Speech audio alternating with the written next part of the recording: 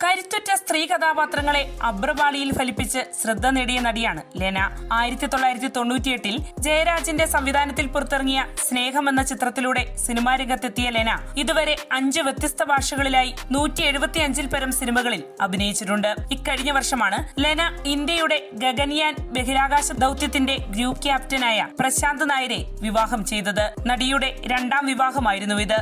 ഇപ്പോഴിതാ തങ്ങളുടെ വിവാഹത്തെക്കുറിച്ച് നടി ആദ്യമായി തുറന്നു പറഞ്ഞിരിക്കുകയാണ്. ഈ വിവാഹം ഒരു പ്രണയ വിവാഹമാണെന്ന് പറയാൻ പറ്റില്ല.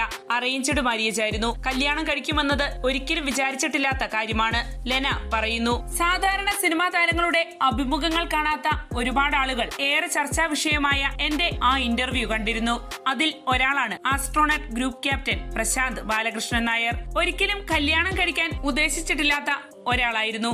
വളരെ പൈങ്കിളിയും ബാലിശവുമായ പ്രണയമാണ് ഞങ്ങളുടേത്. വാലന്റൈൻസ് ഡേയിൽ ടെഡി ബിയറും ചോക്ലേറ്റും വാങ്ങിക്കുന്ന തരത്തിലുള്ള പ്രണയം. ഞങ്ങളുടെ ലോകത്ത് ഞങ്ങൾ രണ്ടുപേരും വളരെ പാവം പിള്ളേരാണ്, ലെന കൂട്ടിച്ചേർക്കുന്നു.